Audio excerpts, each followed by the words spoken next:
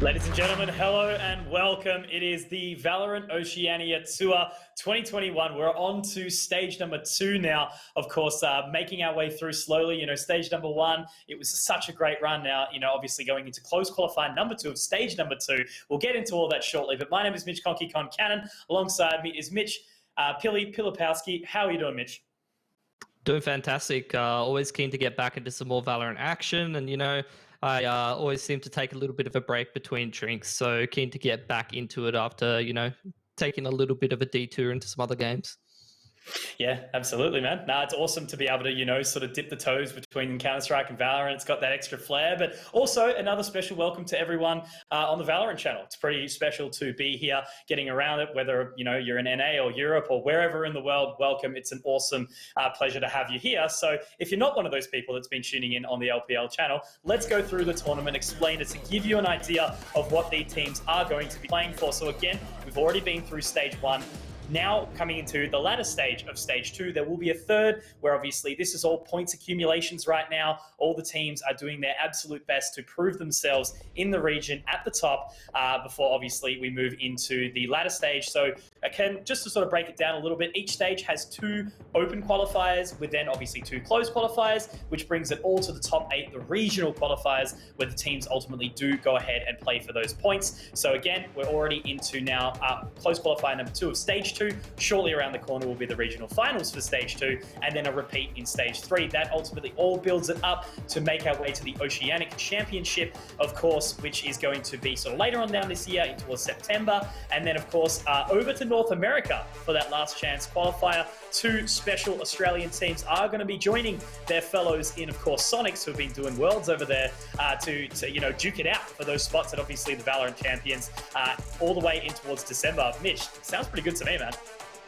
Well, of course, yeah. You got your open qualifiers into multiple stages. There's so many matches for these teams to improve and impress, and also just try to prove themselves and accumulate those points to make it in towards that chance to do what everyone wants to do in this region, and just head across the pond and prove that they have what it takes to take it up against the best. It's the same for every esport title. We are a minor region, but we always want to try to make it over there and prove, like the boys over there on the League of Legends world have done, that they can make it with the big boys. Absolutely, we can certainly all duke it out, and I can't wait to get to that portion. But of course, prize money. It is an element of surprise that will be brought through. So after we do get to it, of course, the top team's going to be duking it out for 4,000, second 3,000, third 2,000, and fourth 1,000.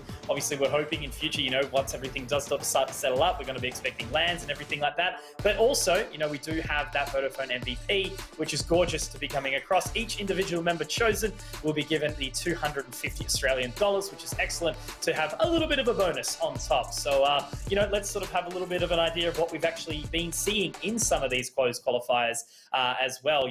That's what I mean. Right now, in the last run, we obviously did have the teams managing to get the top 4 being brought through. And there's some of the highlights that we did manage to see. I saw some really explosive stuff. Of course, there's not going to be some teams that are repeating themselves because they have already made it to that regional. But man, seeing obviously Order, Direwolves, Mindfreak, all doing those good things. And yeah, it's bringing it all back right now watching these highlights. Yeah, it's been pretty awesome to watch the trajectory of some of these teams. I'm specifically watching a lot of the up-and-coming teams at the moment. I've been very impressed with Bliss, who obviously did quite well in that last qualifier that you're referring to. You see some clips of them right here. Obviously doing great damage, not only against the teams that they're expected to beat, they're sort of become that ultimate gatekeeper team, but they're also testing some of the better teams, and I'm keen to see if that upward trajectory and that improvement does result in them actually having a crack at going overseas, because that would be quite a fast rise to the top for them. Absolutely, and I think the cool thing about the stages in the qualifier is the fact that, of course, we're already going to see 4 teams go ahead. That kind of gives a little bit of open space for some extra teams to come out, and obviously that's what we're going to be seeing this time around. 8 almost different teams. There are some repeat offenders, as I did mention, but of course, as we check out that bracket right now, the 4 best of ones that we start off with tonight. Mindfreak, a returner, versus the Bandits, who are an interesting one. I've only seen a little bit of them so far. Followed up by Nebula versus Direwolves. Again, Direwolves have that a team that has sort of shown some really high results and then, of course, sort of dropping back a little bit. A new one, McBTS versus Tyrant, and of course, McTeam versus Paradox. And, that's a really exciting bunch because it means not only off the start, we get to see all of those 4 teams duke it out in, upset territory where those BO1s lie normally. Yeah, it's going to be quite hard to, predict the results of a lot of these games because you do have a lot of up and coming teams. You do have some teams who lack some consistency. But what I always like about, watching the subtop and watching some of these teams is, number one, just how consistent can a team like Mindfreak, for example, be at putting some of these teams away or some of those gatekeeperish kind of teams. And number two, you obviously get to lay your eye on some new talent and see who's up and coming in the scene, who's in some really good form at some of the most important stretches of competition that we have leading up to that finals. Absolutely. And, why not introduce ourselves to those players now? Of course, first up, we are going to have Mindfreak. So no, unfamiliar faces right now, except for Cal, who is one of the newest additions. We did recently see Lakers, of course, retire from the competitive Valorant scene. But, Cal has just basically slotted straight into that jet spot. We've got what? Typically, your Smoke Sentinels has been picking up the Astra a lot more recently. Norson on your Sentinel, of course, running around with Killjoy and the Cypher. Scroll, the main man on the Sova, and then Pex sort of swapping around between your sort of Raze Reyna. So incredible team across the board. They have sort of had a little bit of a fall from grace. At one point they were getting really hotly, closely contested to Order, and then they did start to fall back off the top. But Mitch, you mentioned these guys. Sort of, what are your thoughts on them right now? I know Calth very well. I did play with him in Valorant in the team that I played in for a while. I've known him for like almost a decade, I think, and obviously Watt as well. You've got a lot of good names on here and a lot of veterans, so they're obviously quite an impressive team. But let's take a look at the other team that we do have to spectate for ourselves tonight. And it's the Bandits. So these guys, I haven't got as much of a chance to watch them, but they're, for me, just like another one of these up-and-coming teams in Oceania that are trying to prove themselves and have only just made it past that open qualifier stage into multiple tournaments, this being one of them, but also in that Rising Heroes tournament as well, where they've gotten to test themselves up against some really quality teams. So this is where we're going to start to see this roster sort of develop and try to get a good gauge for what level that they're at. I believe you got a chance to watch them once or twice, though. I did, yeah. So they had a best of 3 on the weekend, and it was a funny one because the map that they lost, Issa wasn't there. And I remember seeing Issa say in the chat that they only lost because he wasn't there. And look, ironically enough, he came back in and was dropping some really big numbers on that Sova. So he's going to be a person that I'll be keeping the eye out for. We've just been given notice that Ilu will actually have Vort fill in for him subbing today.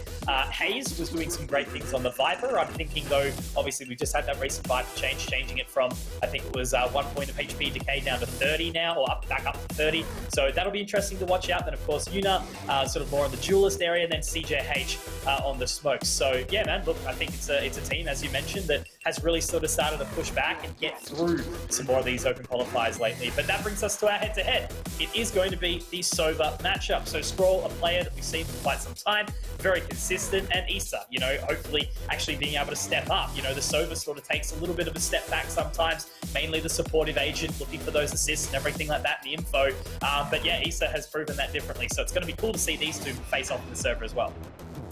Absolutely. Issa obviously being a pretty decent performer for them in some of their series. However, these two teams played against each other 5 days ago, I believe, and Scroll was top statting for his team and Issa was bottom statting for his team. So a bit of a Sova diff there. Keen to see if it's going to continue as a trend in this series or whether we'll see something a little different because obviously Issa can step up for his team. We've had some good series from him, at least looking at the statistics. And Scroll isn't necessarily the person that I expect to be carrying Mindfreak either.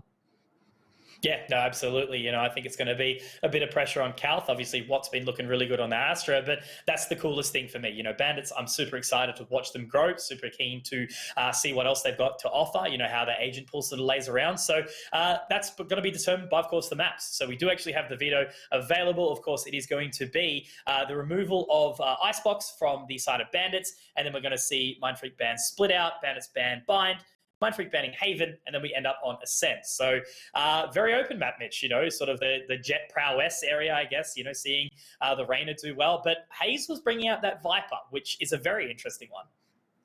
Yeah, so we had Bind and Ascent between these two teams last time, and neither of them were particularly close. For me, I think this matchup should be reasonably cut and dry for the most part, just going off the fact that Mind Freak's by far one of the top and most consistent teams in our region, just sort of set the expectations for viewers that might not be as familiar. Whereas Bandits, we haven't seen too much for them, but they're looking to cause the ultimate upset and try to come out over the top of Mind Freak, who they've already had a chance to play against them in a different competition. So let's hope they've got a little bit better of a feel for them and they can have a much better performance this time around and see if they can try to pull a map or maybe even an upset. Yeah, absolutely. And I think that's the pressure. The situation is always right. Mind Freak, they have been up towards the top. They've almost beaten out Order, who are, I guess, at the moment, sort of ever since Sonics did take flight over towards North America, and they've been doing some great things over there. Order really stepped up and tried to seed themselves in that place. They're going to be gunning for that first spot over to the North American champion, the last chance qualifiers. So I think, if they start, as in Mind Freak, they start to fall away, it really does start to tell. Hopefully it wasn't just Lakers that picks up and carries that team through, because the rest of them are all pretty fantastic. And I think Calf has slotted in quite nicely to that jet spot, obviously. But yeah, that's exactly where it sort of positions, right? Anything can happen at a BO1. We've seen it over our years in casting, and that's what makes these kind of nights a little bit more chaotic and exciting. Yeah, absolutely. I mean, a best of one definitely changes it up from a BO3. You're talking about a MR12 format. It could definitely go either way. Pistols can be a big factor. Obviously, the way that Valorant is at the moment, it's not too figured out. You do get a little bit more of that variance where people can have big pop-offs with their abilities and things like that and win a really important round, break people's money. See it happen all the time. So especially in the BO1 format, it's a big opportunity for Bandits to try to pull themselves an upset where in a best of three like they had in the other tournament, it might have been a little bit too tall of a task. So I'm keen to see if they can bring that red hot form and try to take advantage of maybe a Mind Freak slow start, which I've seen in a couple of competitions once or twice. Absolutely. Well, look, let's not sort of push it back any further. Let's jump right into the game, Mitch. Of course, guys, once more, if you are just joining us for wherever you are around the world, thank you. It's a pleasure to have you here. Of course, we are going to be moving into the first best of 1 of 4 in the evening, of course, for the Valorant Oceanic Tour. We're into stage 2. It's closed qualifier number 2. The teams who are successful in this leg will be facing off against the victors from the previous end to go into those regional finals, racking up the points to see who will be representing our region over in North America in those last chance qualifiers. Man, it's Ascent. Mitch, I'm excited. Let's get straight into it. I'm excited as well. We haven't got to cast in Valorant yet, Conky. No, we have done not. A couple of counter-strikeies, but no Valorant just yet. Bandits starting out on that attacking side, so the onus is on them to really get that momentum rolling nice and early, and that's what we want to be seeing from an underdog team. You want to see them bring this sick little momentum into that attacking side and just get off to an excellent start for themselves. An interesting comp from these boys. They obviously are running that Viper, and I've seen them run that Viper on most maps, which is an interesting stylistic choice that is unique to them for the most part. Little drone up short here into the two-man crossfire, Mitch. Pex will be holding on, does manage to pick up one, but I love this double up into the cheeky corner. The gravity well is going to force them off the spike as well, and that's going to be very clean onto the 3K, and that's just as quickly. The individual in Hayes on the Viper is alone in a 1 versus 4. It's an absolute shutdown. Not only does the man triple up, but he also gets that gravity well down, which just completely shuts down that short push. The drone being a bit of a tell that he can drop that star, and he does it to great effectiveness there, just shutting down the pistol before this has even gotten started. So it's going to set Bandits a little bit behind the 8 ball when, in my opinion, they need to be in front of it. Hayes seeing if he can grab himself any kind of exits, but the turret does reveal his position, and Scroll just going to peek out and take his head off. So an extra little exit frag or ending round frag, I guess you could say, for Mr. Scroll there will help him towards his Sova ult. And I'm sure if he can farm himself up a couple of eco frags as well, that'll help him out on those ults for himself. Have seen this two duelist comp from Mind Freak before on this map. They do really like that Pex Rainer. He's quite flexible with his agent pool, seen him playing quite a few different agents for himself. Whereas obviously some of the other boys don't really swap around too much. Pex is really the main man who kind of changes his agents most often for Mind Freak. Yeah, absolutely. You know, sort of seeing Calf almost exclusively onto that jet. I have seen him on Raze, which we'll see, you know, how that sort of does pan out over time. But, you know, a big open map like Ascent, of course, you know, happy to cruise around. And there's the opening pick onto Vort with the Marshal. But I think the interesting thing will be, and, you know, one sort of observation I had about the Bandits was, you know, Viper is such an interesting pick. You know, she's so strong right now, combined with the Astra. But I did notice that one of the things that I saw from Bandits is that he had all these crazy sort of lineups, but maybe not the experience to actually put all the fundamentals together. So it was kind of maybe a little bit out of reach. And, you know, despite some good showings, we didn't quite get to see everything that we wanted. But there we go. Calf picks up one more. Pex gets another. And bouncing around. Issa does manage to find one through the smoke, but Pex will get the quick trade. Now Issa, last alone in a 1 versus 4. Should be relatively quick cleanup for Norson here inside Heaven. Info gathered. There it is. So 2 rounds, Mitch. Mindfreak will pick them up. And now we got to run into that bonus. Yeah, has Calth gotten himself enough frags for the knives? Definitely not, but he's just going to be on that Sheriff with the bonuses. He lost himself the Marshal in the previous. So, see if this bonus is winnable for Mindfreak. They did farm up most of those ults on the characters which aren't going to be as impactful. So the Jet and the Rain are getting the majority of the eco frags. Means that Norson and Skrull will have to wait a little bit longer for their ults. Let's see what Bandits have in store for their first gun round, though. It does seem like a bit of a default dance from these guys. The Viper Wall, very ineffective against Pex there. Maybe missed timing. The man who has got himself the Vandal and does go for the aggressive play over towards A main, already putting Bandits at a deficit in scoreline and also in terms of the players for this first round. So wouldn't be surprised to see these guys be a little bit hesitant, having a little bit less experience, but I would really just like to see them rely on the solid fundamentals that you see work time and time again, and just in this 4-on-5, group up, hit a site together, just keep something simple, and maybe they can find some success. But at the moment, they do seem like they're really taking their time moving through the map, which is worrisome. Absolutely. Sometimes we do sort of, you know, push forward. A little bit of confidence sort of as a unit. Do get to see them, you know, take over. But at this point in time, they are just going to play it nice and slow. I do actually like to see that the Vandal came out on this bonus. You know, sometimes it can catch them off, despite having to drop down to a little bit of the lower cash. But now they are heading slowly towards B. Norson and Skrull are actually going to be there, and Norson is a pillar of, you know, dominance over towards this site. You know, definitely one of the better players on this Mindfreak roster. Just super consistent, always relied upon. And despite the fact that these guys have Vandals, Mitch, that's 3 with the Spectre. Now it's all left on the CJH on this Astra, and, you know, with both these members on the side, it's going to be a little bit of a struggle. Does get the utility off, but it's going to be Skrull to close it. So Mindfreak live on with 3, and that was a well-found bonus. Out of charges. Yeah, it's worst case scenario here for Bandits, really. They're already the underdogs in this matchup. They've lost themselves the pistol. They've pretty convincingly lost themselves that first gun round, which has been followed by a handful of upgrades on Mindfreak. You can see their economy is just absolutely cruising along at this point.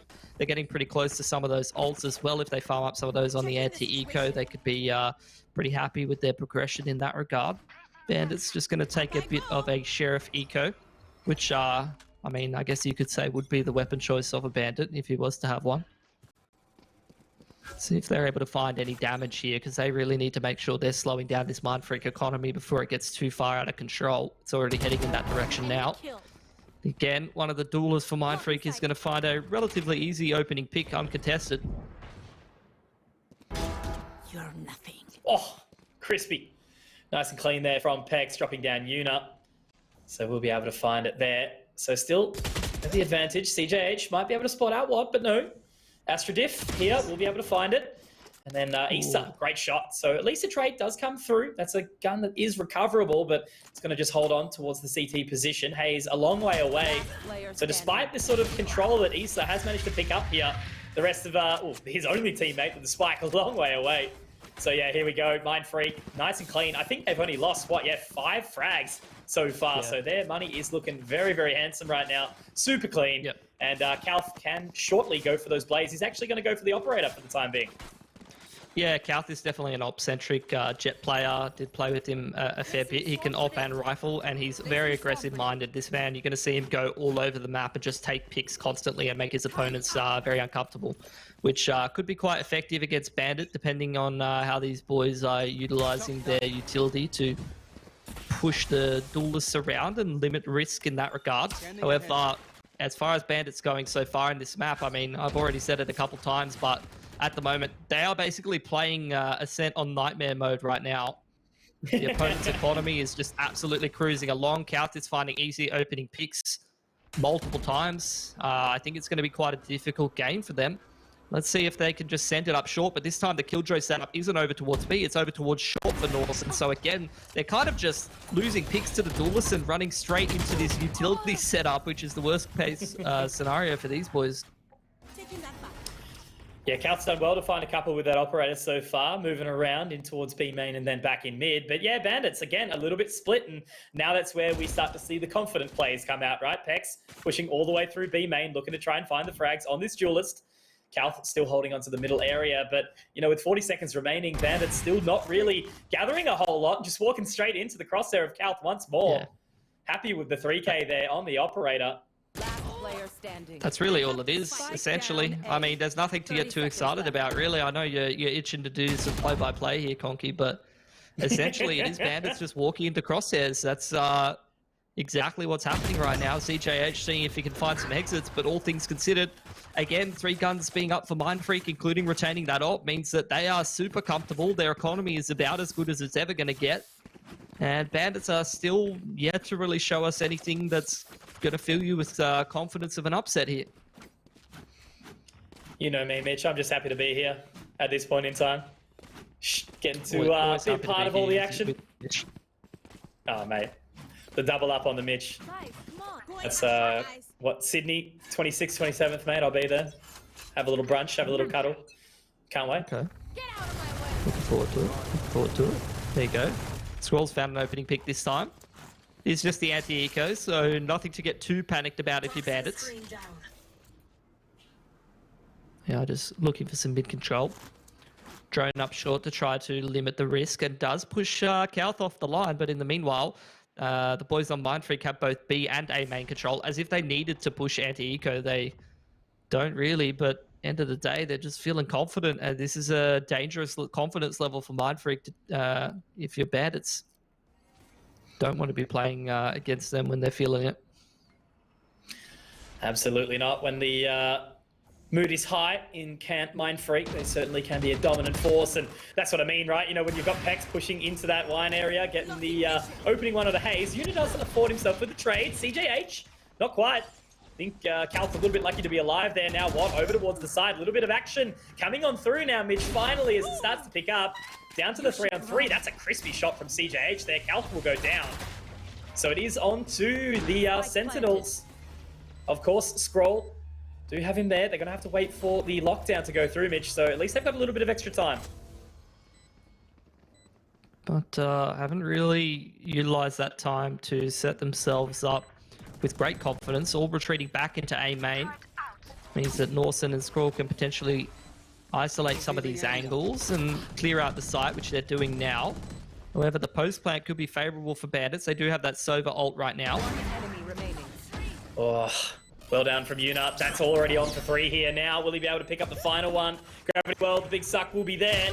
Looking to take down 1, and Issa. Nice little sharp shot. So Bandits back on the board. They at least do manage to find the 1 here, and it wasn't in a buy round either. They basically just sort of were able to push back, I guess, onto the individual peaks that came out from Mindfreak and overwhelm them towards the end. But it was, yeah, again, I suppose, off the back of a couple of individually big performances so far.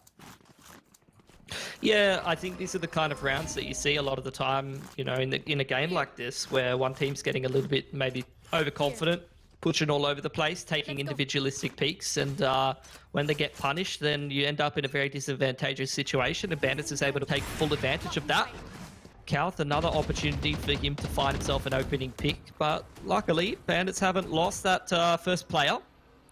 So they're going to start out this round a lot better than some of the previous. I'm keen to see whether they find themselves a little bit more success here. They're taking some in control, but getting disrupted, and the Hunter's Fury comes out from Scroll in combination with his drone and does find again a man advantage for Mindfreak. Well Bandits done. Consistently playing from a one-man deficit is going to be quite hard for them to stomach. Again, they're going to try to make their way up short here, Mitch. Taking the time, need to go and recover that spike. Yuna will find it just outside towards top mid. So once again, sort of keen to find their way up short. Obviously split through a long. We'll be able to destroy that recon bolt there.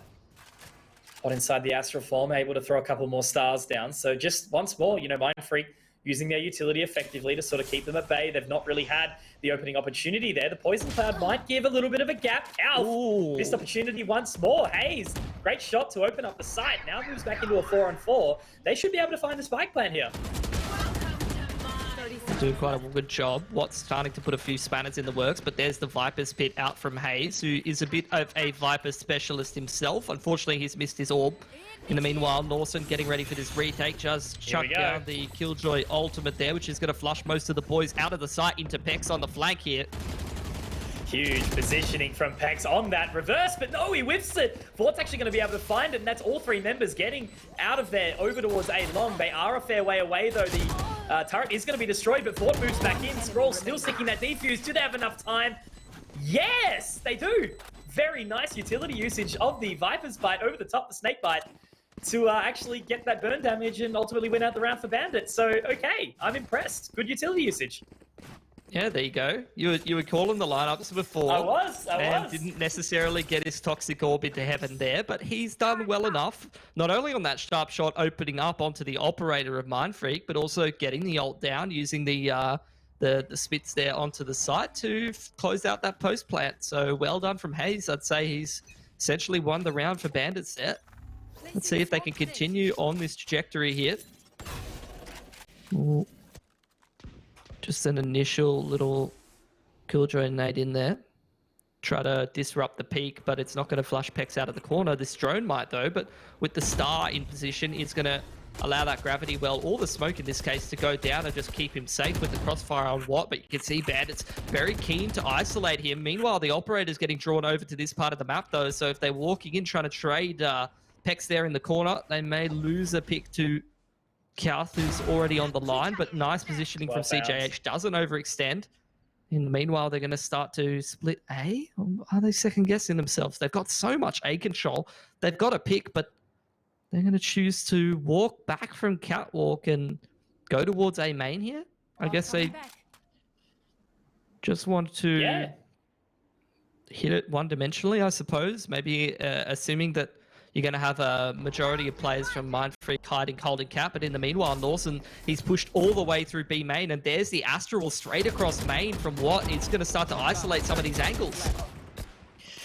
Does go the one on the opener, but I don't think they've actually managed to spot out Watt yet. Just on the other side of this toxic screen, might be able to release his way through if the information is gathered as soon as it goes down, but no, it's going to be Vort to pick up one more. That is the second for him in the round, and all of a sudden, this game is quickly turning onto its head. Bandits have got a lot of momentum behind them now. Kauth with the Blade Storm available, but it's a 1 versus 4. Turret's going to gather the information, and unfortunately, Vort does get his life up, but I think it's going to be a little bit too much, so I don't really know what Kauth actually has to save at the moment, but it's okay because he's just going to have to move on and take an opportunity. Oh, he's got the operator still. Good stuff. But yeah, taking pretty much only that into the next round. Bandits affording themselves a third. Yeah, I like the way that you described it, and I think it's what I'm seeing as well from Bandits in the pre-show, which is you said that, you know, these guys might not have as much experience, but they definitely know the ins and outs of this comp, and they have some cute little strats to come with it. And I'd say that, you know, they are in some situations being given opening picks by Mind Freak, but it's what you do with them, right? They had a slow start into this game, and you see so many underdog teams just kind of roll over and die after things don't go so well. But you can see Bandits, when they find that opening pick, when they find their way into a post plant, they know the ins and outs of this comp to be able to stall out that post plant and be able to consistently pick themselves up rounds. And that's what you're seeing from them time and time again. And I'm keen to see, now that they're testing Mind Freak a little bit more, if Mind Freak are going to start to give them a little bit more respect, maybe stop playing such one and done angles and feeding up those picks, or whether it's something Bandits are going to be able to continue to replicate here. As we do have somewhat of an anti-eco. It's a bit of a dangerous one, as Mind Freak do have an operator and a few rifles, but in the meanwhile, Bandits have pretty easily made their way onto that B site and are going to get that spike down, but not before losing Hayes on the Viper, which is going to mean that they're going to lose a lot of that utility for the post plant, as well as the wall. Stone Pex again on the flank, won't be going for the whiff though, does actually manage to find it, so still at the advantage. Despite Bandits being given the opportunity, free reign into the site, that will be the Cosmic Divide going down now. That one is going to be used by the Bandits though, so Yuna gets to pick up the back of it, so does Vort, and now they look to reposition, getting around the site. That's going to be the lockdown thrown in too. Pex does find the re-entrance, but CJH good on the trade. Pex also to go down to the hands of Vort, and unfortunately, once again, it's all left onto Calth, and despite this sort of motley half buy, you know, it's not really netted them any form of success. We'll be able to find a final frag, but he's going to have to just pretty much get out of there. It's going to be Vort to live on. Might go down to the Radio Knight in the end, but it's not going to matter. It is a round, and Bandits close the gap. Oh, Calth. A little bit shaky today. Yeah, missed a few sitters. He's always been a man who hits the hard ones and misses the easy ones. After all said and done, 90-degree window, I'd agree with you there. Draken thing? The Draken thing? The what is it, 30-degree window? 30-degree window. Yeah. Yeah, that's where you can't hit him. Money's pretty strong for Bandits, so they're not really going to care too much that they dropped over a handful of rifles. They do have a couple ults to work with as well, particularly that Sova ult. Into another buy round for Mindfreak. Calth has obviously retained that operator, and it's in 3 players towards mid looking for picks here. Going to lean heavily on the Killjoy towards B. Sova darts coming out from either team. The jet smoke not lasting long enough to get rid of that dart, or at least offset the entirety of it. So the dart actually pretty effective at pushing off that mid pressure and giving Bandits a little bit more room to work with in middle, maybe find a little bit more control, but that's not necessarily what they're going for here. In the meanwhile, bit of rotation coming out from Mindfreak. Norson chucking his alarm bot down in middle as they worry about that mid control coming in from Bandits and don't really have any information on Mindfreak, but Bandits aren't going for that mid control. They're instead going towards A main, and Calth is again going to find another opening pick, this time hitting one of the easy ones, which is going to kind of throw caution to the wind for Bandits there. Down a man here. Calth again changing up his position, keeping things difficult for them, and Bandits just waiting for additional peaks, but at some point they've got to make something happen. 40 seconds on the clock. They've lost the man advantage. They don't have too much map control. They've got to make something happen here, Mitch. Yeah, absolutely. And it's going to be very, very hard to throw Calth off of his position. If he hits the shot, it's going to be an easy tailwind out. But, oh, I feel like I've jinxed him a little bit there. Now, surely the entrance in towards that site will come out. At least Calth can start to reposition. The Poison Cloud's going to keep them at bay for just a little while. But once again, you know, it is really this utility from Hayes on the Viper to be allowing them to get their entry into towards the site. Spike's going to be planted. And now they're trying to set the post plant. What does find an opener, but CJH good for the trade. Yeah, a couple of those shock darts coming out onto the default position, as well as that Astra smoke into heaven. Bandits just trying to keep themselves safe on the site until the retake comes out from Mindfreak, and they have a chance to actually close this one out with that Sova ult. Let's see if they find any success here. Recon Dart not going to quite find the information, but still hitting under. There we go. That it will be the shot through heaven. Yuna going to be able to find the wallbang onto Calthea. Now Pax making his way through. Will be able to get the old cheeky heal on the way back, but now it's Issa in the 1 versus 2. Has the Hunter's Fury available. Is going to be able to tag up. Gets him off once, but I don't actually know if they've got enough time. Issa to find Scroll. Pex does get the frag, but he has to get the hell out of there, and that is going to be another round picked up for the Bandits. Mindfreak, they sort of, you know, almost got to the finish line with winning out that half, and now they've sort of tripped on themselves, and it's tied up in a way that we did not think was going to sort of start to occur so early. Well, it's just Bandits. Every time they get a post plant, they win it. It's as simple as that. Doesn't matter what position they're coming in. Man advantage, man disadvantage. If they can get on the site, and Mindfreak a lot of the times are just letting them walk into the site and playing retake quite heavily, and they're just not effectively able to come away with these retakes most of the time. And that's where a lot of this impact's coming in now. The contest towards B main, the triple push on the half buy here for Mindfreak might catch Bandits off guard a little bit, and so far so good. It is a one-man advantage for Mindfreak, and they're still not giving up that B main control. In the meanwhile, a couple of rotations over. Norseman with the push into short does spot out Hayes, as well as that Sova ult coming in, just blinded to B connector and Scrawl. You can tell he's played a little bit of Sova. It's just excellent placement from him, tracing on all of those lines. Now it's all down to Hayes, an absolute chaotic round. See if he's able to recover it for Bandits. You love the chaos that these BO1s, though, bring, right? You know, I don't even know if, you know, how much Mindfreak and Bandits have sort of, you know, scrimmed together or anything like that as well. But it is just, yeah, back and forth, up and down, everything happening. And that's one thing that I do sort of notice about Mindfreak a little bit. You know, maybe in the games where they don't sort of put the pressure on themselves enough, they sort of, you know, going into, say, a matchup against Order all of a sudden, or formerly, you know, back when EXO was here, now Sonics, they did seem much more confident. Whereas, you know, again, they did get to the point where the confidence was starting to bear out, but then they start to slip up. They push too many angles, and yeah, Hayes has been spotted, but 30 seconds, he will fall at least a bot. So some recovery, some, you know, ease here for Mindfreak as they do find at least 6, but they desperately need to win out that 7th to make sure that they can sort of solidly move into the next half. Yeah, it's going to be a close half no matter which way you split it. Getting down towards the pointy end of things now into the last round. Yuna one off his Killjoy ult. Could find that if they are able to farm an orb in towards A or B main. Going to be pretty difficult to farm that orb towards A main where he's heading though, because you can see again it's the double duelist in combination with the Astra pushing onto one of the extremities, which could definitely make this round a little bit messy yet again here, Mitch. Turret goes down, but it will be destroyed quickly, so it doesn't look like any early engagement just yet. It's good, been the good use of the toxic screen once more to sort of gather that extra information. Calf will be tagged up, has to fall away.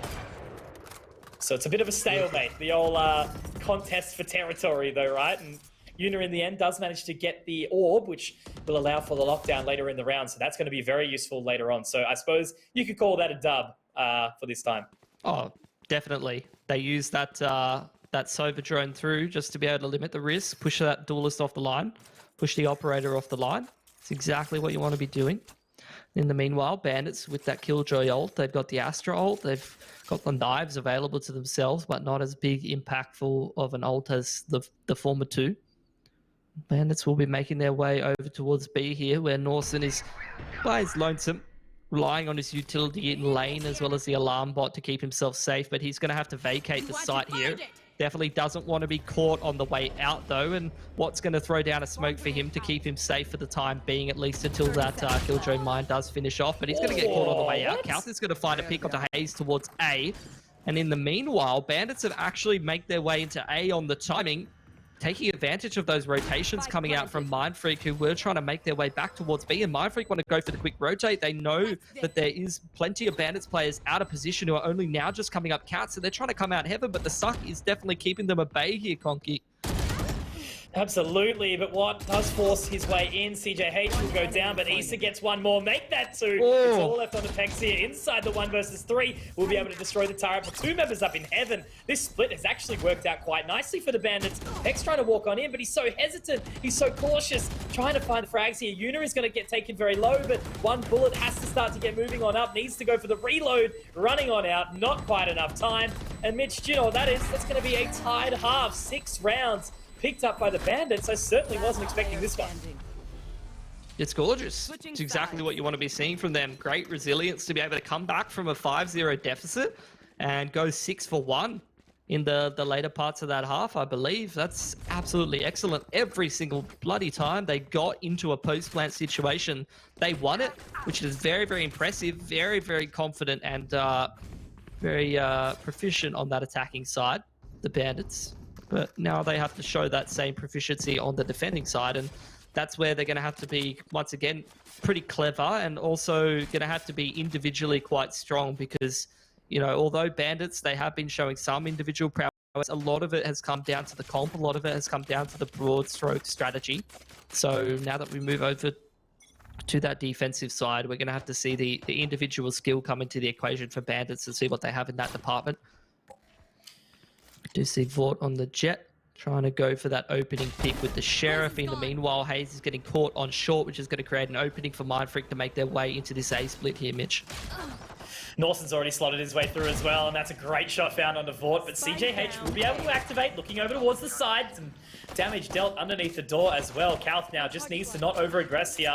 They still do need to find the spike. Norton will be able to get it down onto the other side of the generator, so they do set the post plan. It will be the advantage going the way of Mindfreak. Information gathered, but they're just going to wait a little while longer. Kalth does have to reposition. What though? With that frenzy, finds another one onto the opposing side. So Mindfreak, they are looking pretty good here, trying to hold on for a little while longer. Both members will be aggressing all the way up towards short. Damaged felt, but that will be what? Finding a probably third here, but he does run out of bullets. A little bit chaotic. but he will run in now, dropping down Issa, and Mindfreak get a 7th on the board. They did take a lot of damage in that round, Mitch, but look, at least they will be able to kick on with 4. That sort of stacks up towards their bonus a little bit nicer. But yeah, look, Mindfreak, one thing that I sort of did want to mention is that when they are confident and moving as a fluid unit, especially on a map like Ascent, where you can really sort of force the narrative through those choke points, you know, all the way through A main, splitting up short, and even just a full-out execution through mid and B main. You know, I do see them do it very well against the premier teams in our region, so that shouldn't change up here. Almost got a heart attack. Thought wasn't gonna buy armor.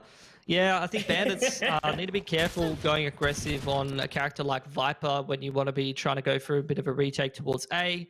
Hayes going down so early there with the Viper wall across A main like he's doing it here is going to be a little bit of a liability.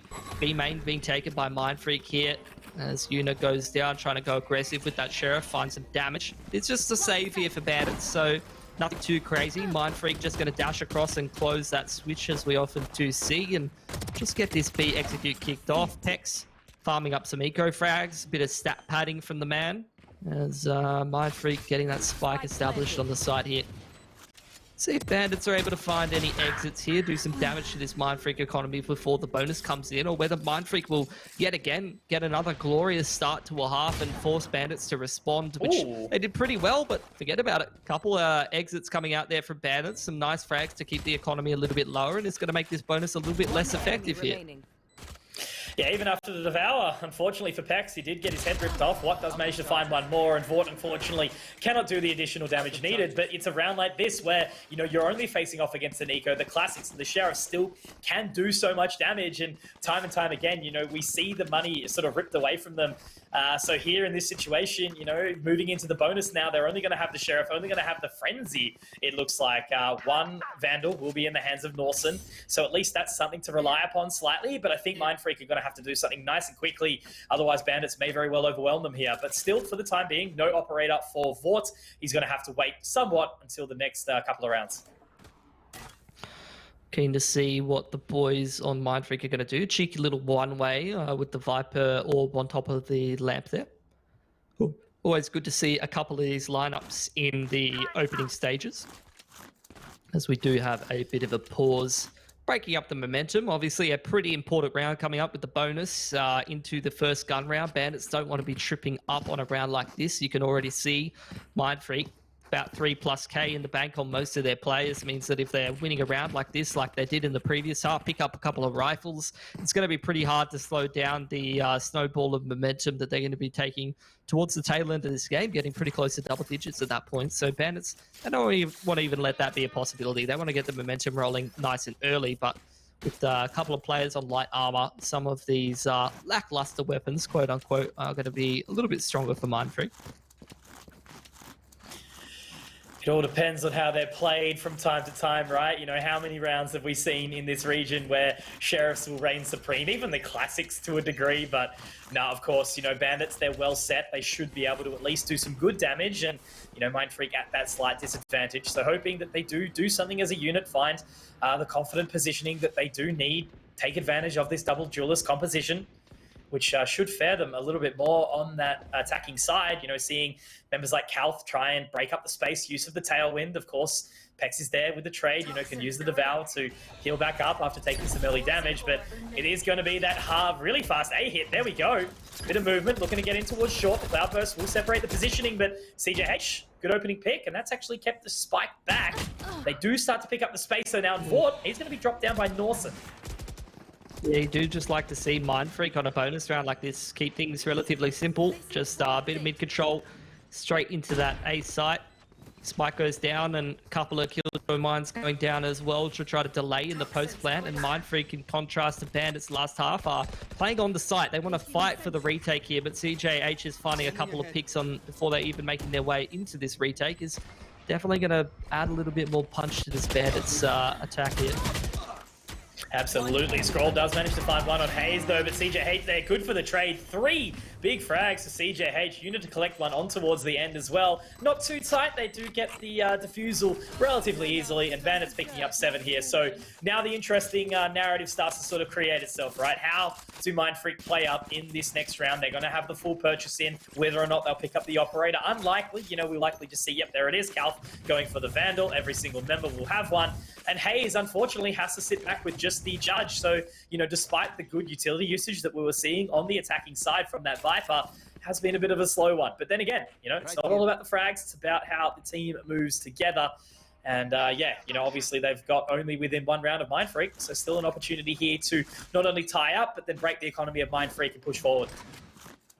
Yeah, a couple of close angles you can play with that Judge. It's going to be a little bit more problematic once it makes its way to the retake, not really so much in this A positions. And I think Mindfreak running a bit more of a defaulty round, going to take some mid control towards that pizza side rather than towards short. Drone through A main from Scrawlers, just clearing out those areas and making sure that they aren't lacking any information or giving too much information over to Bandits, who could find a bit of a timing push. And now Mindfreak starting to mobilize themselves with this market control. It is a 2-man setup in the back of that B site behind the Killjoy utility for Bandits. So they're sitting quite comfortably back, giving a lot of control and information over to Mindfreak. And that's a little bit dangerous, just sitting back this much and allowing Mindfreak to get up in aggressive positions like this. You've got to be very aware of what's clear and dirty, or you're going to be finding yourself getting abused on those rotations, getting cut off. Mindfreak now starting to get this B hit kicked off and see how effective it'll be. Hunter's Fury does manage to tag up onto Yuna, has to reposition now. What? Running straight through. They do have to find the additional member inside the boat shed, though. Great use of the Nanoswarm to force him out. And now that spike is going to be planted. The Cosmic Divide actually not really helping out the Bandits in this situation. And there you go, pulling out the Judge. Unfortunately, he's not going to quite find it. And out of nowhere, a very clean, flawless round from Mindfreak. I really did sort of like how, you know, again, despite obviously giving so much sort of passive nature and allowing Mindfreak the control, in the end, I didn't see Calf overstay his welcome, because there was obviously Vort sitting inside that Heaven position, waiting to see if anyone pushed through towards CT, but it just didn't happen. And ultimately, we see the split come through market, and Mindfreak is successful here. So they're actually going to send Bandits into the same situation Bandits were looking to send them, down to just the pistols, the Judge for Yuna. And Mindfreak should be getting away with this one if they don't make too many mistakes. Well, 2-man aggression towards main, but the drone is just going to push them off the line.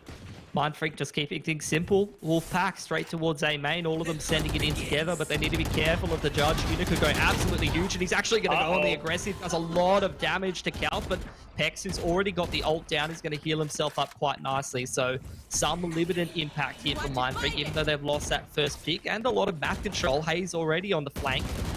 Meanwhile, the Astral ult is going to come in from what here, just cutting off that A site. But they haven't cleared tree here, Conky, and they haven't waited for the door to close, so they're going to lose another pick going into the site. And what's only now just going to put that spike down. Peppering some damage under through Heaven is going to be Pex, but the Empress doesn't have too much longer. The Astral Divide will go down as well, Cosmic Divide. And now CJH in his position, trying to make his way in. The door is going to be destroyed shortly. Information on the other side of that alarm bot. Norson is going to be able to find it. So Issa up into Heaven's going to be taken down by Norson. All of the CJH misses a couple of important shots with that Sheriff.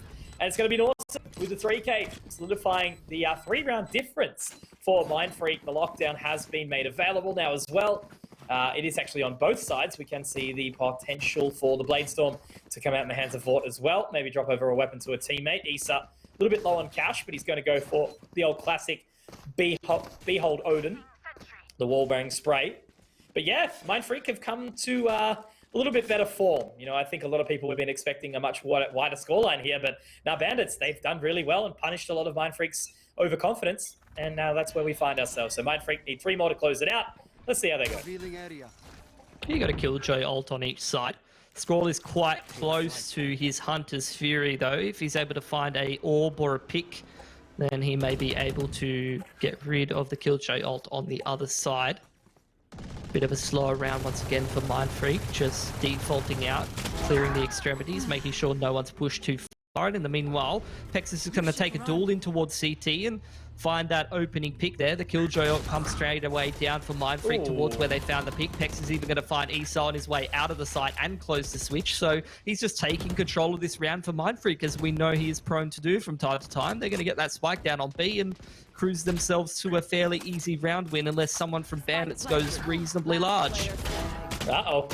And as you say that, we do see Hayes find at least one, but Norson and Watt step up to the plate, and that's going to be Mindfreak locking out an 11th. Nicely done from them to continue this recovery. So yeah, Pex has been quite a standout here, which is not exactly surprising by any way, shape or form, but it's good to see that, of course, he does manage to pick up the momentum on that Reyna and creating the space that the team needs. Cal following sort of slowly behind, and then the rest of the team all the way in. So Mindfreak at least coming back to form after a little bit of a shakier start.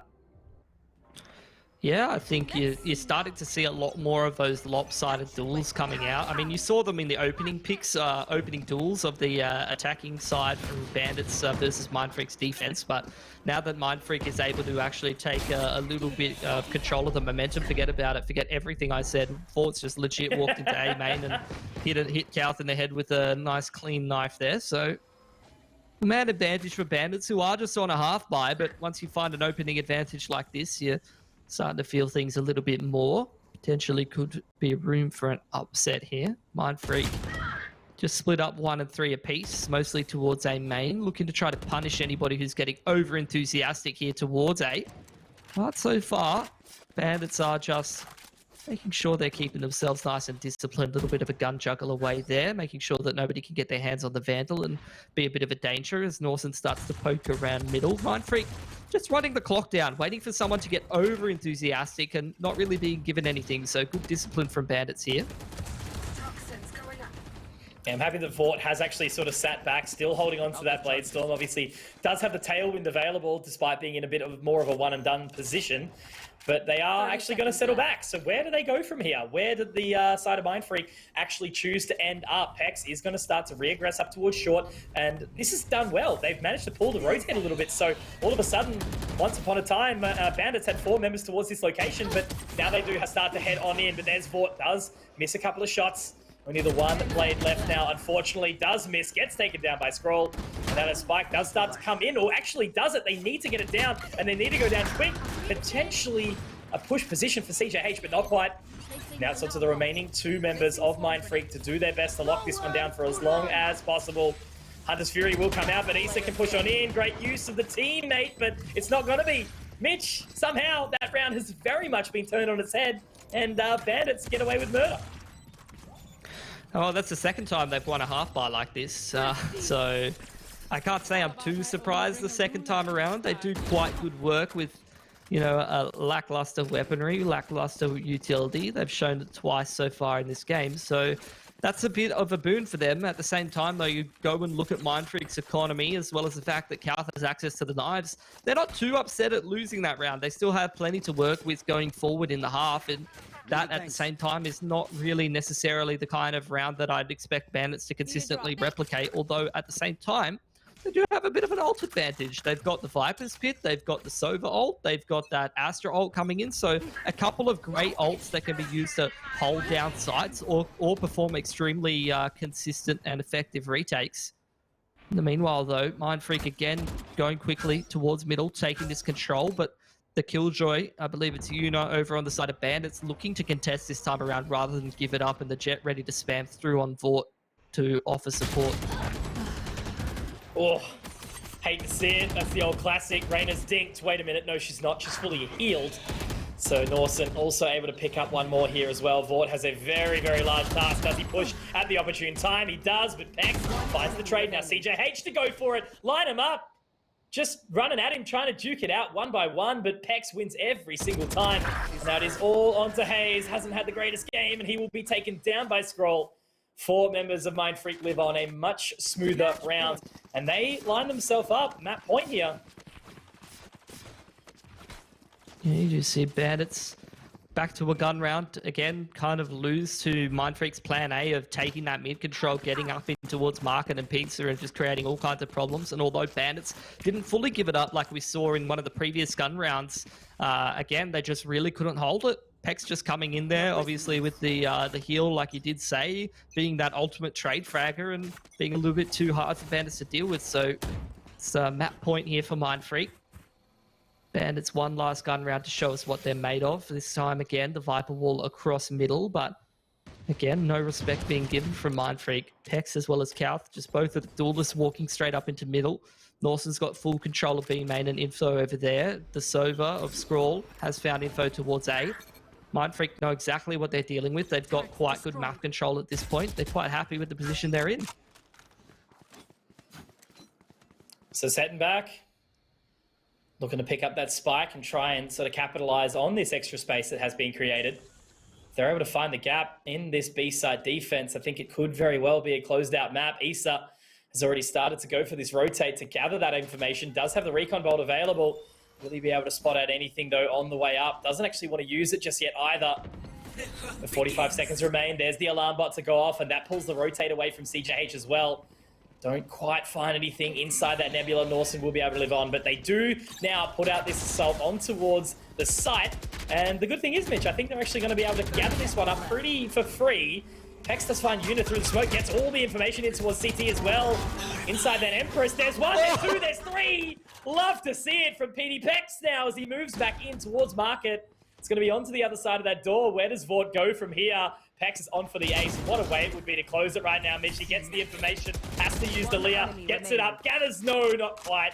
Unfortunately, can't do what he needs to, but it's all on the Vort in a 1v4. And that should very well be the closer here, unless he pulls off something phenomenal. And there it is. Map number one, Mitch, will go the way of Mindfreak, and they've done well over Bandits. But I've got to give credit to Bandits. That was quite an entertaining run. Yeah, look, their attacking side definitely had its merits to it. They did better on Ascent than the last time they played Mindfreak about 5 days ago, and got a pretty similar scoreline on the same map. So I think it's pretty clear where Bandits sit in comparison to Mindfreak. A pretty tough first opponent to be having for themselves, but they gave a good accounting for themselves on at least one of the sides. So I don't think they can be too upset with how that one's boiled down. And hopefully, if they move on further into the future, they can do a little bit better and learn from a couple of those mistakes. Absolutely. And of course, guys, you know, what would a game be without an interview afterwards? And we've actually pulled in one of your best mates, Mitch. We've got Lewis, or better known as Watt, in the server with us right now. How you doing, Lewis? How's that game? Yeah, hi. Yeah, it went pretty well. Bit dicey in the first half, but we managed to close it out. Yeah, no, well done. What sort of happened there? I suppose, you know, you guys had a really solid start on the defense, but then we saw Bandits really start to break through, you know, some good Viper utility, and same from the Astra. What was sort of happening in Camp Mindfreak there? Oh, I feel like the Viper, we haven't like scrimmed against many people that play a Viper on Ascent, and it's kind of strange to play against, I guess, but I don't know. I feel like we just got a bit stressed maybe, and we were overthinking things. And I just said like we're just individually better than these players. We just need to play our individual games, and we'll beat them. And once we started doing that, we turned it back to our favor. That's it. I had two questions for you. First thing being, obviously you're playing with Kauth now, and you had Pex as a stand-in for a while now. You've added him to the roster. Do you feel like you keep stumbling into these CS veterans and picking them up after giving them a bit of a go? And how are you finding it playing with a few more experienced heads that you might not have had a chance to play with in the past? Yeah, it's definitely always with Valorant. I always think that the CS experience carries over so well. So it's really nice to get like more of these top players that played professional CS just for their view on the game and their input. It's much better. It's like you can pick up like people that have never played FPS before, and they're like super sharp, but they just don't have that experience, and it definitely shows. Like I'd prefer to have someone that has a good head on their shoulders rather than someone that just like drops 40 kills every game. And how are you finding that attacking side? I noticed you guys kept walking up middle and just like pretty much finding it for free. Is that something that you're expecting to encounter a little bit more resistance, and you're just finding yourself a lot of map control and then kind of, you know, walking into one of the sites? Or was that something that you kind of had a read on? Yeah, I feel like we just got a read on it pretty early on, that they were pretty much giving up mid and just playing like pretty solo on the B site, so it was pretty free just to split it every round. They weren't really fighting mid control that much, so it seemed like the easiest option for us. Cool. Oh, Awesome. No, as usual, man. Any final sort of words before you do close it out and take the next step forward into the next area of the qualifier? Just want to shout out my my sponsor Logitech and our manager Brad, and Ark and our coach. Awesome, man. Well, thank you so much to Watt for coming along. It's always good to get the insights of the players after each match. But look, Mitch, we're going to pretty much roll it back. We do have another game, of course, coming up next, which is going to be Nebula versus the Direwolves. This one should be, I guess, on paper, a little bit more hotly contested. So I'm very much looking forward to that one. But guys, don't go anywhere. It's been a pleasure to have you all, and we'll see you back very soon.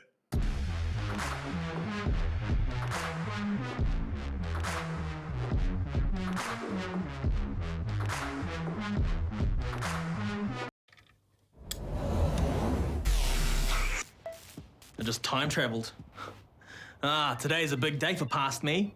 He just got the latest Vodafone broadband with super Wi-Fi. Which finally means Wi-Fi in all 4 corners of the house. What? Even there? I've got Wi-Fi in the garage. Yeah, we do. See ya. Oh, it's still in the garage. Yeah. Super Wi-Fi. Wall-to-wall Wi-Fi guaranteed.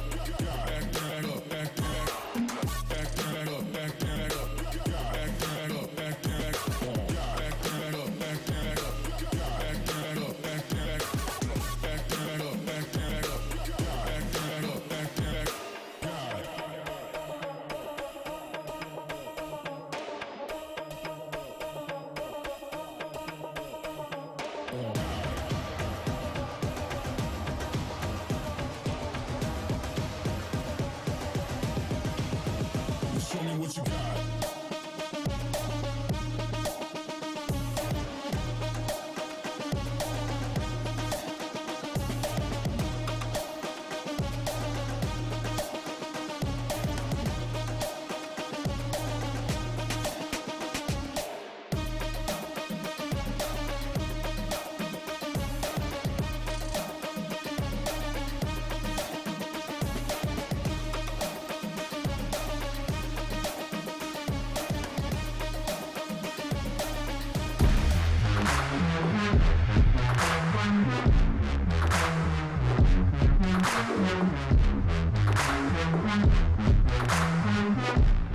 Ladies and gentlemen, welcome back to the Valorant Oceania Tour for 2021. We are obviously in now stage number 2, closed qualifier number 2. We obviously just had Mindfreak take out Bandit 13-8. It was an exciting match, but you guys also know what's exciting. Of course, a nice brand new LG OLED TV. Unleash the power, next generation performance, brought to you by LG OLED. LG OLED TVs not only have G-Sync compatibility and its self-lit pixels, but can also match dynamic console refresh rates up to resolutions of 4K to reduce motion blur and stuttering in games. So make sure you guys do check out lg.com/NZ for more info. But now that we've got that through, guys, of course, welcome back. If you guys have just joined us, my name's Conky. Alongside me is Pilsky, the double Mitch whammy for you all on your screens this evening. But Mitch, yeah, break it down. What did we see in the past one?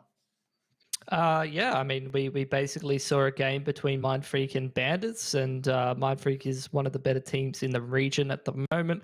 Bit sort of gatekeeper-esque. I sort of draw that comparison with a lot of different games that we watch where we have teams that are trying to be the up-and-comers. Obviously, you have to play some decent teams at some point in time, and when that kind of team is a gatekeeper team that usually is trying to keep you down, things don't usually go too well. And although you might have your moments, the other team will usually walk away with the victory. And even though it was a best of one, that's essentially what we saw. A couple of good moments from Bandits, a good attacking side, but a couple of things that they need to work on, which is exactly why they're playing competitions like this one.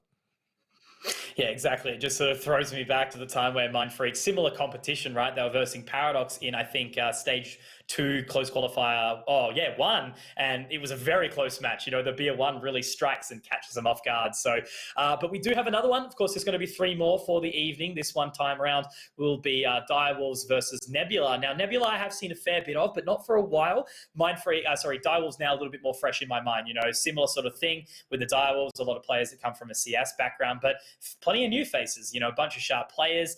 They're sort of settling into their roster a little bit more now. But yeah, so super exciting. So let's bring in the rosters at no further ado and give you a little bit of an introduction. So first of all, it's going to be Nebula, of course, Jesse, Tax, Dragon, Royals, and Minimize. Yeah, so obviously Jesse plays most of the time the Sova and the Rays for these boys. Tax is their new recruit. He's often, playing a duelist role and sort of having a bit of fragging impact. Dragon's kind of the standout, bouncing between the Viper as well as the Jet. Rails is the smokes player, and then Minimize is the IGL, and the man a lot of the time will be on a character like Sky, but sometimes if Dragon shifts across to a duelist role, the man likes to play a little bit of Viper himself. And these guys play an interesting brand of Valorant, always got some cute little strats up their sleeves, so they're quite an entertaining team to watch. And they've definitely been a team that's on the rise throughout Rising Heroes and now heading into a competition like this as well.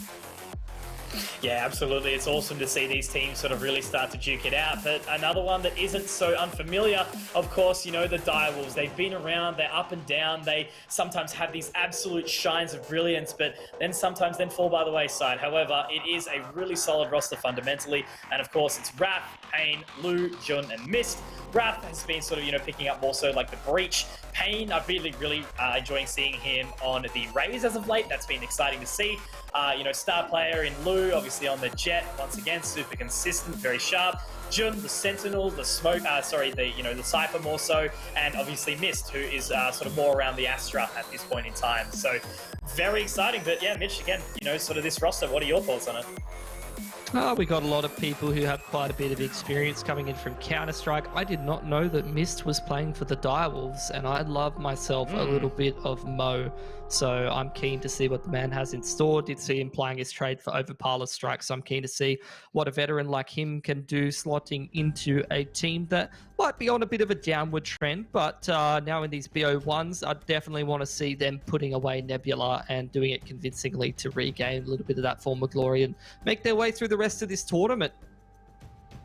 Absolutely, but of course before the game we actually managed to have a bit of a sit down and a chat with Wrath, so let's hear what he had to say and his thoughts on the game. My name's Dill, aka Wrath. I play for Direwolves Valorant team. All of us, we're all pretty good friends. We've known each other for years. We've been playing together since the beta pretty much. We decided to officially make a team in September last year. Our coach, Mist from Overpower Strike, he's subbed in for us. He'll be playing for like the next couple months or a month or so. So he's sort of taken over the IGL role for me so I can sort of play the game a bit and take a little break and learn from him because he's a smart player. There's definitely been major adjustments, but there has been pros and cons, but I'd say the pros definitely outweigh the cons because he's obviously a very capable player. He can call, he can frag, brings a lot to the team, a lot of communication, which like sometimes we have a bit of issue with. So he's always like loud and clear. Yeah, we're pretty confident against like most teams, I guess. Like, I've been playing competitive for a while, so it's sort of hard to be like mentally affected coming into an official game. We know our strengths and our weaknesses. We're trying new comps obviously at the moment because we've had the slot Mist in, so we sort of jumbled that up a bit. So Pain's like off the Sova, playing the flex like duelist role. I don't know, it's like been a fresh slate for us. We've all got a goal together and we're all working towards it, and there's like no better feeling than hopefully taking out some dubs and maybe possibly getting good enough to go overseas, because I know we can do that. That's the end goal, and I don't think like we're going to give up until we give it a proper shot. If we can do this together and make it, then it'll be worth it for sure. Well, there you go. Some awesome words from Wrath. Now, formerly did go on to Kyoto. It was, I just sort of had some flashbacks, thinking about him talking about international. We used to see him under the international banner quite a bit, big team, obviously back in the Tainted Minds days, Counter-Strike and things like that. So yeah, awesome to see and get some really great words out of him. They're a great team, fundamentally. And I do think, ever since Mist came into the roster, the pressure has been taken off Wrath a little bit, and he really stepped up in a couple of games as we saw in Rising Heroes over the weekend. So maybe that's going to be the opportunity for him to really get the formula set back, and I think Direwolves has a lot to prove. Yeah, I'm keen to see what they're going to come out with, because obviously they do have Mist stepping in for them. They've kind of been on a little bit of a losing streak. Like, they haven't had the greatest of run in these last couple of games. So I'm keen to see if this is a stage of the tournament that they're going to turn things around in, having obviously a little bit of a stand-in situation there. Might, like you said, relieve a little bit of pressure. Maybe they're not really having too high of expectations, and they can have somewhat of a honeymoon period, maybe improve some things. And that's what they're going to definitely need to do heading through these best of ones, but also heading towards the end of this, regional stage of this competition. Absolutely. So without further ado, let's check out the maps. Of course, it's going to be that full run veto to find out what actually does end up at the final sort of stage. It's going to be Haven. Okay, so the cheeky little three-sider, a map that doesn't, I really feel like, have any sort of strong side. You know, it sort of depends on how each team kinds to play it. You know, on the defense, it can be very challenging to lock down the sites. A lot of the time, you know, having to sort of play retake towards A and C, or try and collect some early, you know, area on the map to really establish that dominance beforehand. Otherwise, you know, it can just be whoever wins the duels earlier on to get the man advantage. So Haven can be very explosive, very exciting map. Yeah, I have seen a fair amount of Nebula play this map. I'm keen to see if they're still running that same comp that they were before. They do like to lean pretty heavily on those retakes, and they play a pretty interesting style and a pretty interesting comp, which I won't spoil too much before the start of the game, obviously. But I'm keen, obviously, to see what Direwolves have in store for us as well. They are a team that doesn't mind their Haven, and I've seen them play quite a few games of it up against the best in the region, so they should be pretty well drilled on it. Yeah, no, absolutely. And it's really sort of pivots around, you know, how the players are feeling on the day. You know, I've seen Lou super hot, super sharp, dropping 30s against the best. As you mentioned, Jun has the capacity to do the exact same thing. And I suppose that was the thing that sort of surprised me, but also got me excited, was that when we saw a little bit more comfort come out of Wrath over the last quarter, so the couple of, you know, matches that we've had, he was doing really well on the breach. And I think, obviously, again, sort of super consistent in the way that he supports and gets those assists. An agent like Breach can be very impactful, I think, on depending on what map he's chosen. So the composition, that'll be interesting to work out what actually does come from that. Don't doubt that Lou will be on the Jet, of course, and then whether or not Dragon's actually going to pick that one up as well, because he's been flexing around with some interesting agents, and I think that's what sort of excites me in the fact that we don't just see the one sort of run. Yeah, I think Dragon will be on the Jet as well, so that'll be quite a good Jet matchup if I remember correctly. I don't know if they've changed their comp since the last time I saw these guys play, but pretty sure Dragon will be on the Jet, and he is obviously a player who's quite proficient himself, quite a young up and comer in the scene, and he can have a big game. It's a big impact for Nebula here, but it's not only him. They do have a good little unit around him that can put in some work as well. So I think this could actually be one of the better games tonight. I'm looking forward to a pretty close one, I'm hoping. Yeah, no, absolutely. But look, guys, there has been a little bit of a delay on the match start, so we are just waiting for the players to get ready to rock and roll. So we won't hold you up for too much longer. Going to send you over to a quick break, so don't go anywhere. We'll be back very soon.